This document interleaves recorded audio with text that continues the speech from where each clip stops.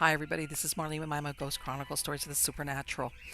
And I'm about to retell you a story that was submitted to me by one of my true believers.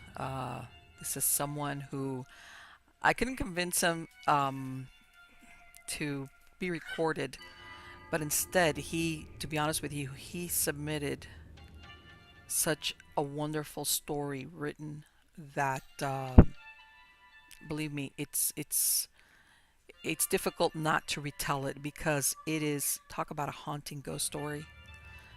It is, for lack of a better word, it's superb. This experience that this man had many years ago, and I gave it the title that he gave me. It's My Friend Bill, and this was submitted by Mr. Smith.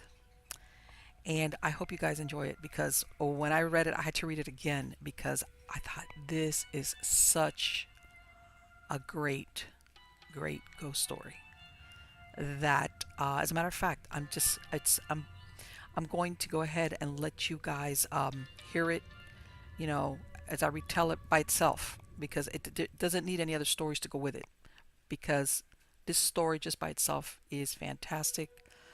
And the only thing I can tell you is go ahead and either turn off your lights, put your headphones on, or just, well, you know what, keep a low light burning, a night light, because I guarantee you you're going to need it by the time we get to the end of this story. I hope you enjoy it as much as I did. My Friend Bill. I won't say this is a horror story because it involves one of my very best friends in the distant past, and there was no horror in the event I will describe. Let's just say extremely unsettling, to me at least, and you might term it a paranormal event, whatever that is, and let it go at that. It is a true story. Believe what you will of it or what you won't. It happened. I just want to get it on paper. As I sit here at my computer writing this story, I don't see any fiery sunrises or sense some aura about me or any of that nonsense. I am up early as usual after one of those dreams, of which I've had so many over the years. The same dream. Me talking to my best friend Bill, close to the bow of our ship, the USS Henry County, nicknamed the Hawk. The same conversation over and over, word for word. Nevertheless, that will be told in this story. I've been reluctant to tell my story for obvious reasons. Back then, I didn't dare tell it for fear of being medically discharged from the Navy for being a nut job. And for years afterwards, because of my work in security, which sometimes brought me into contact with the government. But now, retired and a disabled veteran, what difference does it make? Maybe some therapy for me by getting it out and talking about it? Maybe and maybe not. It's worth a try. I joined the Navy in Hammond, Indiana in 1960. After boot camp in San Diego, I was assigned to the USS Henry County, a landing ship tank assigned to amphibious forces. Our job was to carry troops and their tanks, hit the beach, open up the huge bow doors, and they would roll off shore and we would pull back and head back to sea. We only had a crew of 192 men, including officers. We also had a flat bottom, which meant we bounced and wallowed a lot to wherever we were going. After going on board and getting settled in, I was assigned to the engineering department. I would be working as a boiler technician. I started out as a fireman apprentice and then fireman and was fairly soon promoted to boiler technician, third class, and was then put in charge of the boiler room. That was as high as I rose in the 4 years I served.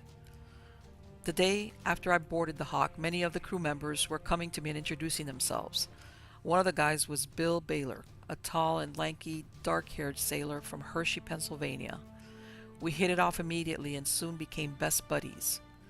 Bill had come aboard only 3 weeks before I had. We had many adventures in California. One of our favorite places to meet girls was Knott's Berry Farm, an old Western-style ghost town set up for visitors. One day, while there, we met Cindy and Carol, who were sisters. Carol was 1 year older than Cindy. We hit it off big time. I gravitated towards Cindy immediately, and Bill did the same with Carol. It's always been amazing to me how things like that work out. Cindy wanted to be in the movies. She wanted to take acting lessons and get a real screen test. She showed me her card, where she had already joined the Screen Actors Guild. Cindy had actually been in a movie called Flower Drum Song earlier that year. It was just a bit part, she said. She didn't have any lines. She was just a young woman walking down a street in San Francisco. She smiled, remembering it all. It lasted about 5 seconds, but you can plainly see me, and best of all, it didn't get cut out. And they paid me $100. I was duly impressed and said so. $100 was a lot of money at that time. We would often meet them in Long Beach. We, of course, didn't have a car, and go to the movies at a theater in Long Beach. We four saw the first James Bond movie, Dr. No, and I became a big Bond fan. We would walk through the Pike Amusement Park and smooch a little behind the buildings. I really liked Cindy, but felt a little guilty at times because I had a girl back home. Her name was Linda Isaacs, and she had the most beautiful long black hair in the world. She was also beautiful. We had gone steady for a couple of years before I joined the Navy and had discussed our possible future together. I received a letter from Linda at least twice a month, and I always wrote back. I had talked with Bill about her several times. But Bill was hung up on us going to Australia after the Navy. He constantly talked about it. According to Bill, we would become rich in Australia mining for opals, which he said were everywhere down under. His plan was that we would go to San Francisco after the Navy and catch a steamer headed for Australia. We would work below decks in the boiler room for free passage. Bill had it all figured out. He said, "We'll only be gone a couple of years, and you can go back and marry Linda with plenty of money in your pockets." He had talked me into it. All the fun would soon be over. At the end of 1961, Russia resumed nuclear weapons testing, ordered by Khrushchev. In early 1962, President John Kennedy announced we would do the same to answer the threat. The Henry County was selected to be one of the ships participating in the tests. We steamed out of Long Beach on July 12, 1962, headed for Pearl Harbor, Hawaii, where we would resupply food, fuel, and fresh water. From there, we would steam to what was termed the Johnston Christmas Island Danger Zone, designated Operation Dominic. The Hawk was part of Joint Task Force 8. The base we would operate from would be Johnston Island, which was 823 nautical miles south-southwest of Hawaii. We would be steaming between Johnston and Christmas Island, participating in the tests. After 9 days at sea, we sighted Diamond Head, lying off our starboard side. We continued on down to enter the channel that would lead us to the Pearl Harbor Naval Base, where we would tie up. The next night, after berthing at a pier, a sailor they called Suds, who was a ship fitter, in other words, a welder, and Bill and I hit the beach. We stopped at a little bar out in Waikiki that advertised live entertainment. The live entertainment was a long-haired girl sitting on a stool, picking a guitar and singing folk songs. She wasn't very good, but she was giving it her all. We found us a table over in a corner and ordered draft beer. We discussed the upcoming deployment to the Johnston Christmas Island Danger Zone. Suds had known a couple of guys who were on bikini back in 1958 for tests. One was now dead, and one was dying.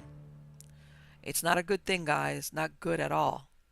We will, more or less, be guinea pigs.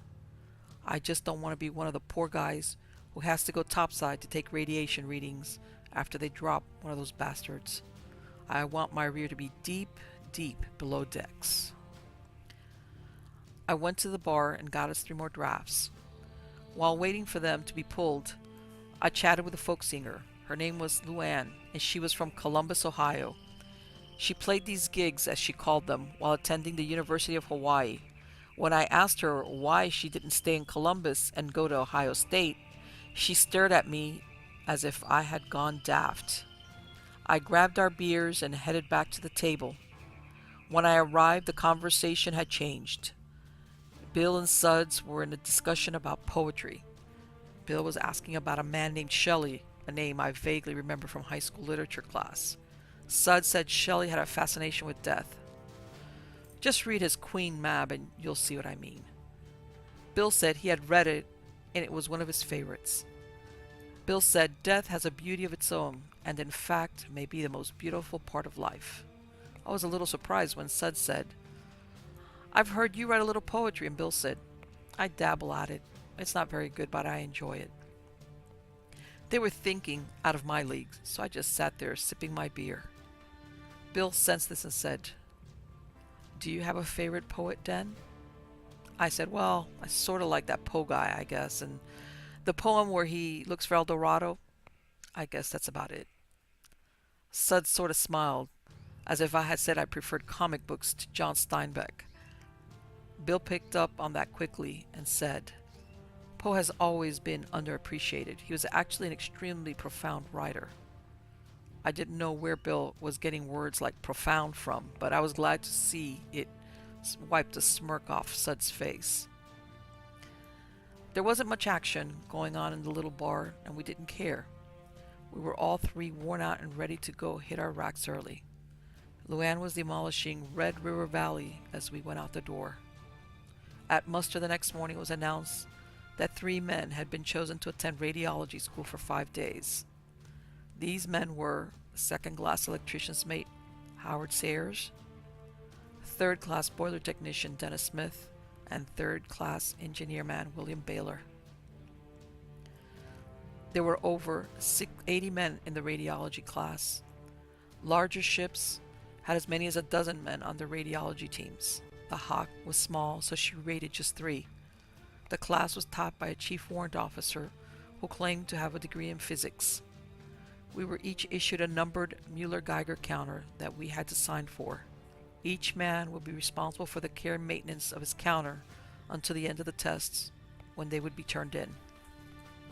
We were instructed in calibrating the instruments to take radiation readings. These readings would be read as roentgens. We also learned about ionizing radiation and its half-life.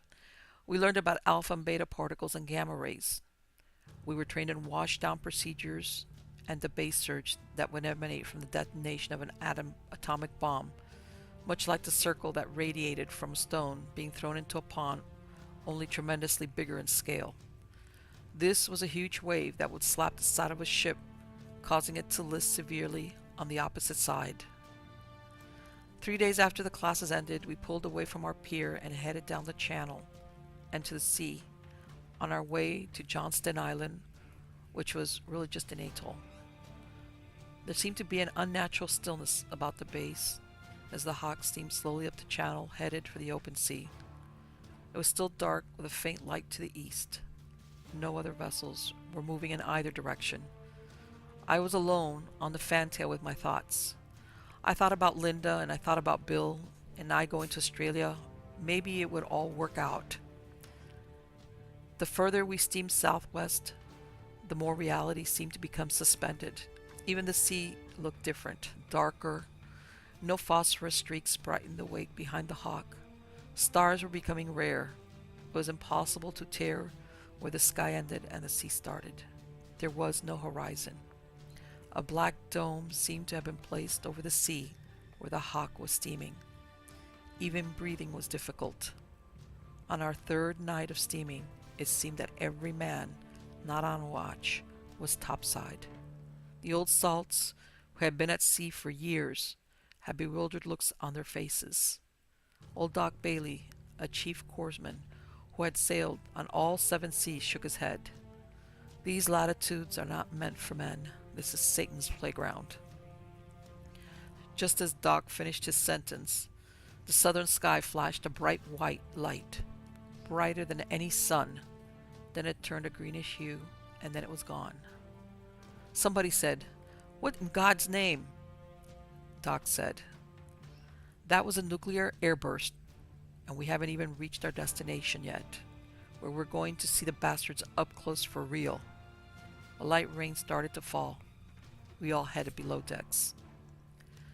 At 0500 hours on the 3rd day, we began approaching Johnston Island, which was really not an island but just an atoll.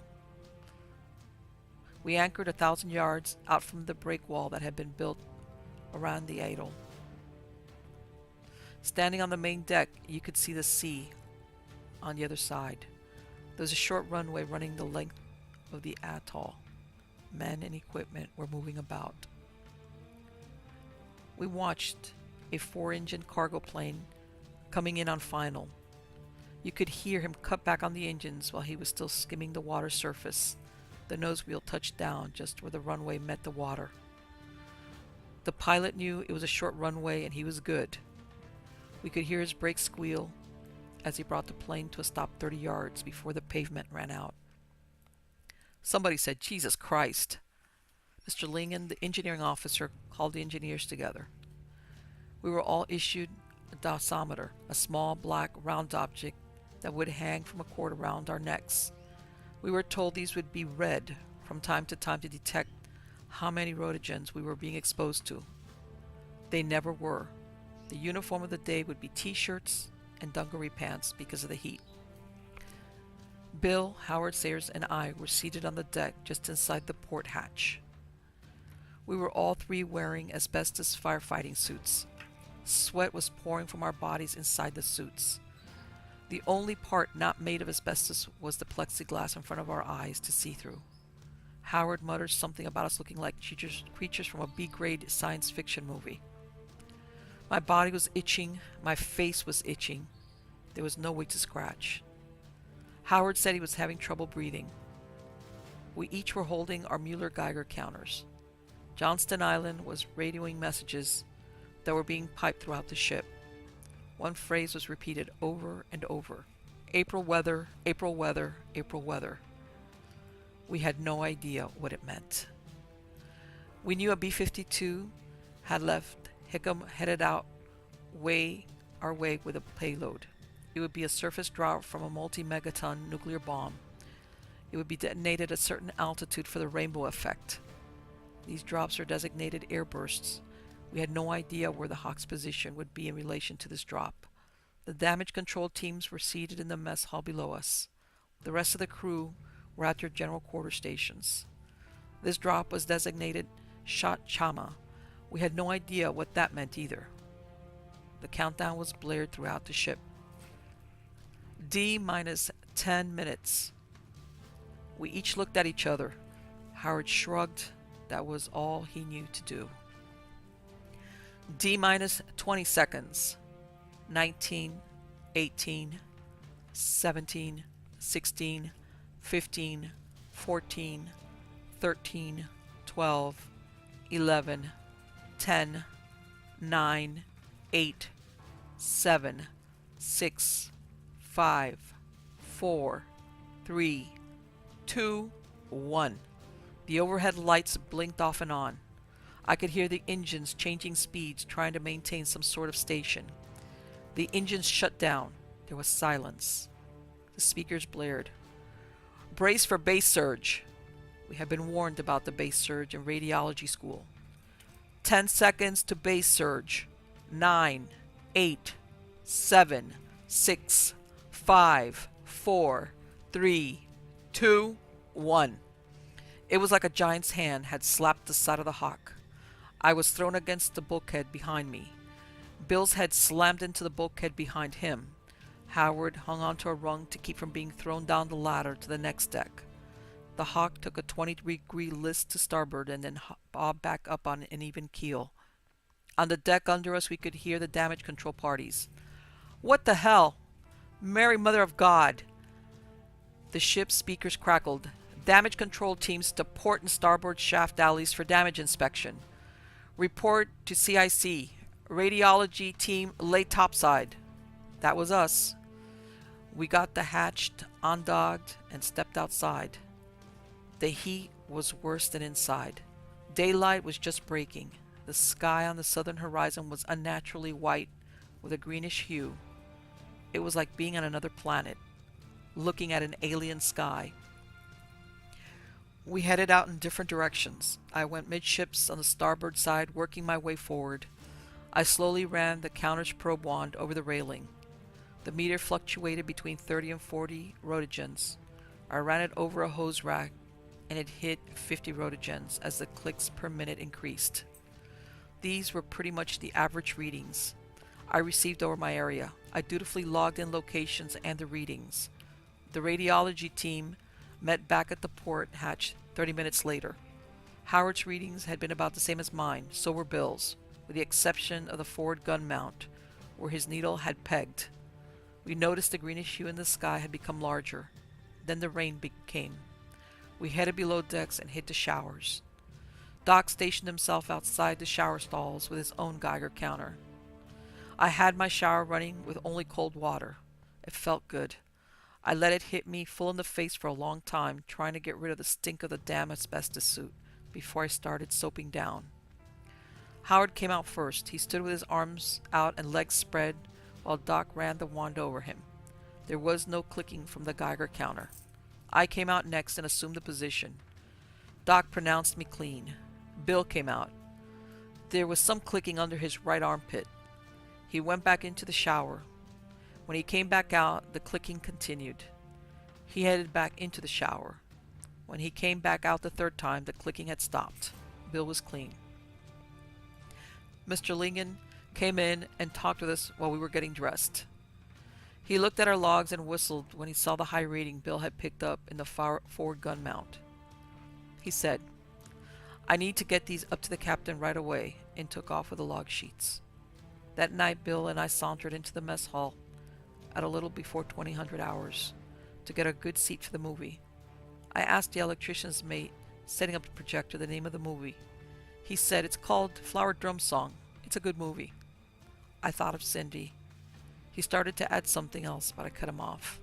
"That's okay," I said. I headed back to my rack. I climbed in and read a Western by Max Brand until I fell asleep. The next test was 2 days later. This time the weapon would be carried aloft by a Thor missile and detonated in the ionosphere above us. All hands were required to observe this one. It was designated Bluebird. We were each issued a pair of dark goggles with 1-inch thick lens. At 0100 hours, we were all seated topside with our knees pulled up. Even with the goggles, you had to bury your head into your arms because the initial flash would blind you. The control room on the island was coming through the ship speakers. "The Bluebird has left the island. Stand by." We didn't need to be told that. We were close enough to see the Thor missile lift from its pad and hear the roar and see the flame. It quickly disappeared into the blackness of the night. We waited. Then the countdown. T-minus 30 seconds. 10, 9, 8, 7, 6, 5, 4, 3, 2, 1. With the goggles on, my face buried in my arms, and my eyes shut, I still saw a flash of light. We waited. The speakers came alive. "All hands may now observe detonation." We removed our goggles and looked up. The sky was on fire. A deep, dark, boiling red covering the entire sky. There seemed to be lightning bolts flashing through it. There were audible gasps all around me. I heard an unknown voice somewhere behind me. "Now we know what hell looks like." Somebody else said, "The hell we do. This shit would scare the piss out of Satan." Then a band of light appeared, arcing from horizon to horizon. The ship speaker came alive, telling us we were looking at the Van Allen radiation belt. We were told that the lights that looked like tracers headed for it was actually ionizing radiation from the detonation being pulled into the belt. Some of the guys had already left. The rest of us went below. Everybody was quiet, getting ready to get back into their racks. The usual horseplay and laughter was muted. Somebody propped open an overhead scuttle to let in some air. It was raining again. We had steamed southeast to Palmyra Island and anchored just outside the lagoon. We were here for what the Navy called R&R. Hot dogs, hamburgers. We were even allowed beer brought from Johnston Island. Some of the guys were in the lagoon splashing around. Bill, Suds, Howard, several guys from Deck Force and Operations, and me had a game of tag football going. The longer our game went, the more competitive it became, and pretty soon the tagging was replaced by full contact tackling. Bill and Suds and their crew were on the opposite team from me and Howard and our guys. When it finally ended, there were bloody noses and torn t-shirts. I don't even remember which side won, but it was great fun. Everybody seemed to be in a good mood as we piled aboard the LCVPs as the sun was setting. Bill sat down in a corner of the boat. Man, I must really be out of shape. Damn, I'm tired and ache in every bone. I said, hell, we all do. Sud said, what about an old guy like me? I'm 32 years old. You young whippersnappers shouldn't be tired. Hell, I'm the one who's tired. We all grinned. Bill didn't feel like eating chow that night. I said, they've got ice cream. Do you want me to bring you a bowl? He thought a second. Nah, I don't think so. After chow, I went back into the berthing area to get Bill for the movie, but he was sound asleep. I went back to the mess hall and watched a goofy movie called Duel of the Titans. Halfway through, just about everyone walked out, including me. Reveille came at 0530 hours. When I jumped out of my rack, I noticed Bill was already up. I tied a towel around my waist, grabbed my shaving kit, and stumbled to the head. An Indian man named Mosley was shaving at the sink next to mine. He said, "Where's your buddy Baylor?" I said, "Probably looking for you to whip your butt." Mosley was patting cheap aftershave on his jaw. "No, man, I'm serious. He was supposed to stand the mid-watch on the auxiliary engines. I went to wake him up, but he wasn't in his rack. Hell, I couldn't find him anywhere. Mac had to take the watch." I went back to my rack and climbed into my dungarees and boondockers. I headed to the mess hall to grab a cup of coffee and climbed the ladder to the main deck, which I did alone most mornings to gather my thoughts and try to catch a breeze of some sort. As I moved forward, I saw Bill up by the forward gun tab. When I got to him, I said, "Where in hell have you been, buddy? A lot of guys looking for you. You didn't relieve the watch last night." Bill said, "I know I didn't." That concerned me a little. I said, "Are you okay, Bill?" He actually smiled and said, "I feel better than I have ever felt in my life." That also disconcerted me for some reason. Bill had a strange aura about him, as though he was glowing just a little. It had to be the rising sun to his back causing the effect. But he also had a very slight scent of cinnamon about him, which made no sense. For some reason, we started talking about our adventures, Carol and Cindy, the fun we had at the Rose Bowl parade in Pasadena on New Year's Eve, 1960, and all the fun we had on the Pike Amusement Park in Long Beach, chasing the girls and the Western sing-alongs at Knott's Berry Farm. We laughed and talked for an hour. Finally, I said, "Let's go get some chow, buddy." Bill said, "Not now. I'll be down in a little while, maybe." I said, "Make it quick, or it'll be all gone." As I turned to leave, Bill stopped me. Putting his arm around my shoulder, he said, "About that Australia thing, that was just a pipe dream, Dan. I want you to promise me you'll take care of yourself and go home and marry that raven-haired girl you talked about. She's waiting for you." I said, "How would you know that?" He smiled again. "I just know. Believe me, I do. Hell, I might even be at the wedding if you'll have me." I said, "We'll talk about it later," and headed down below for some chow. After leaving the mess hall, I headed down the passageway that lay by sick bay, where old Doc Bailey ruled the roost. As I passed, the hatch door was open. I noticed someone was on the hospital bed with a sheet over his head. I stuck my head in and said, "Who you got there, Doc?" He shook his head. "It's your friend Bill, Smitty.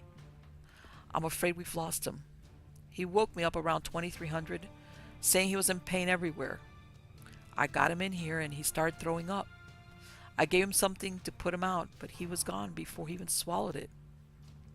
I stumbled back against the bulkhead. I said, "You're crazy, Doc.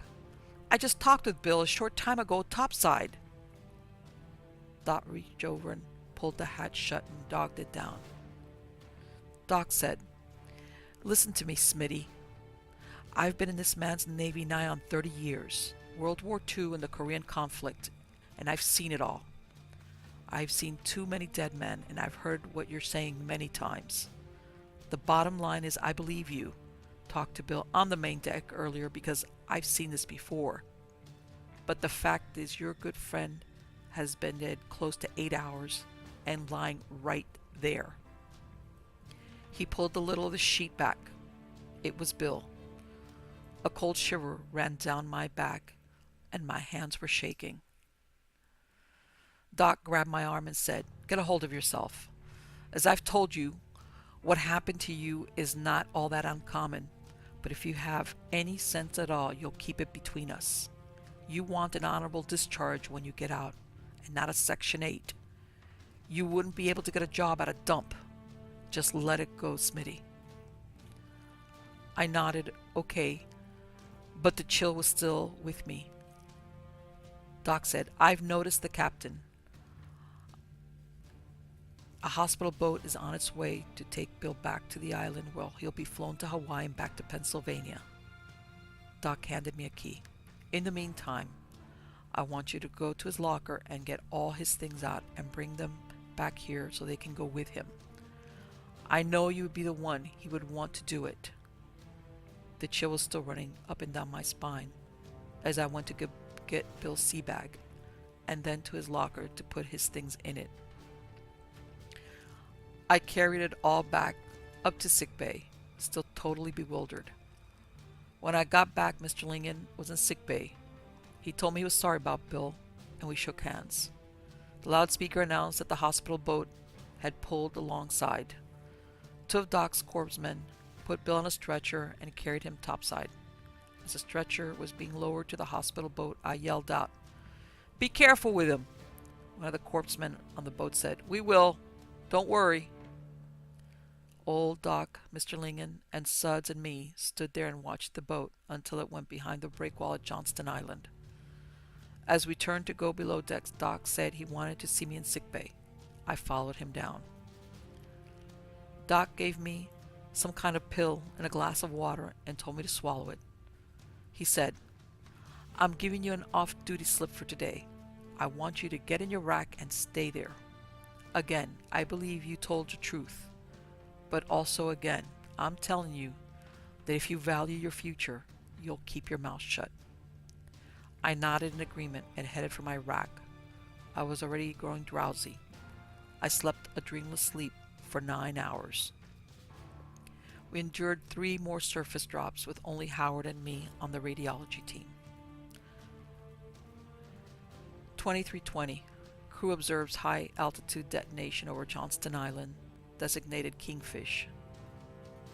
SAPA is CTG 8.3 and USS Princeton, condition of readiness VLT.S Salter USN. We also witnessed 3 more detonations in the ionosphere, including Shot Kingfish, which was in the ship's log recorded as above. These were also sent aloft on Thor missiles. For these we also wore heavy goggles with our heads buried in our laps until the initial flash had passed. Even then you could hear men yell out they could see their own bones, like an x-ray. I saw mine once in my left leg, but didn't say anything. On November 16th, the Hawk was the last ship to depart Johnston Island. We never knew why we were required to stay another 3 days after everyone else had left. We steamed out of Johnston Harbor at 0500, headed back to Pearl. We were all tired to the bone.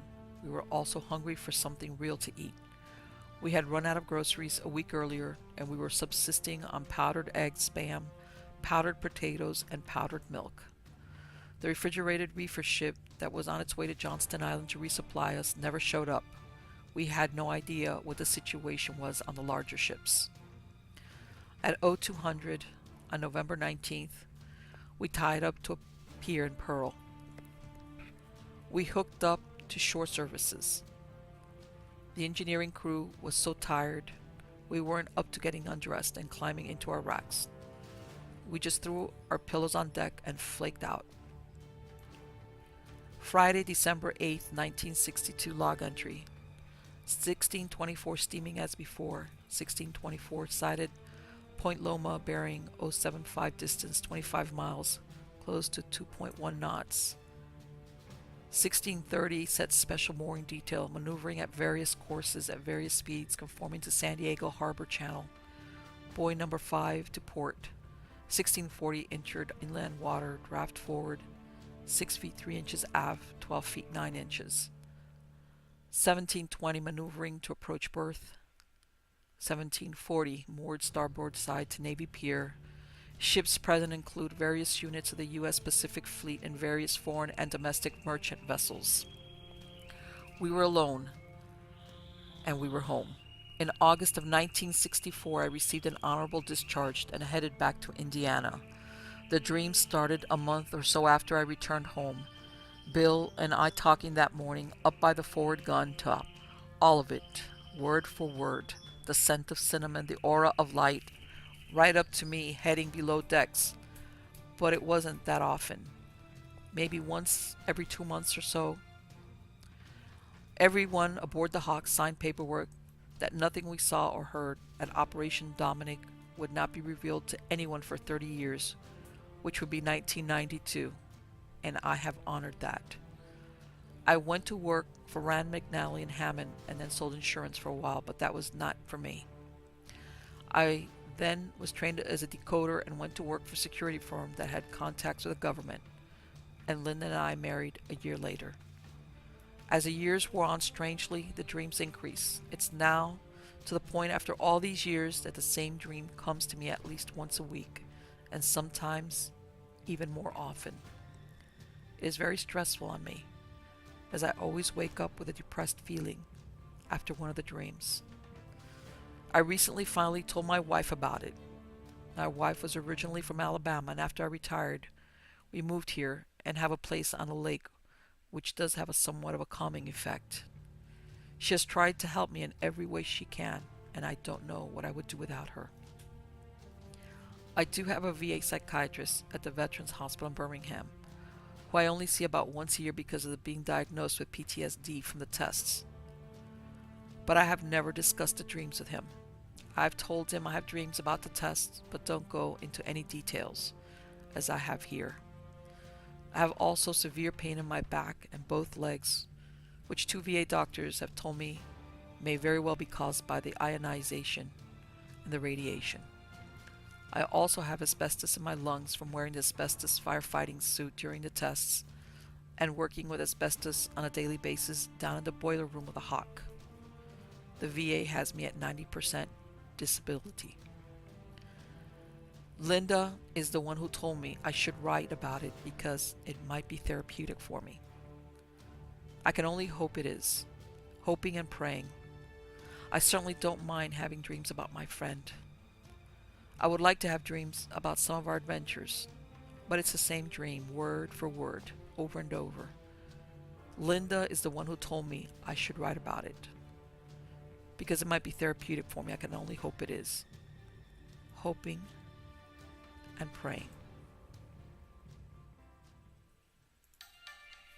Well, guys, what did you think? I hope you enjoyed it. I hope it was everything I promised. I thought it was. But anyway, guys, I want to thank you for being part of my audience, whether you're seeing me on YouTube or listening to a podcast on Spreaker, iHeartRadio, iTunes, any place. Just don't forget to subscribe to Stories of the Supernatural so that you get notified every time that I release a story or an episode or an interview, whatever the case might be.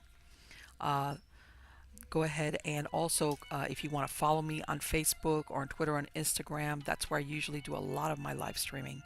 And again, to my true believers, don't forget that I am looking forward to hearing in some format, whatever's best for you about your experiences or your stories. Doesn't even have to be a first-hand experience. I've had people have said, I've heard this story, or when I was growing up, I remember my relatives would all sit around and talk about this. It doesn't even have to be a first-hand experience about whatever it was. But like this story, don't worry if you want to submit it to me in writing. I will be more than happy to retell it. If you want to videotape yourself, if you want to record yourself, if you want me to set up a time where I will Skype with you or record you on a phone call, there's a million ways nowadays to communicate. But what I do need is I need you to reach out and contact me. Go to MiamiGhostChronicles.com. There's a tab there for submit your story. Okay, and you can do it that way, and we'll take it from there. But unless you reach out to me, I'm going to miss out on that fantastic story. And so is everybody else that listens or watches stories of the supernatural. So again, thank you so very, very much for lending me your time and being part of the audience. Take care. You guys are wonderful.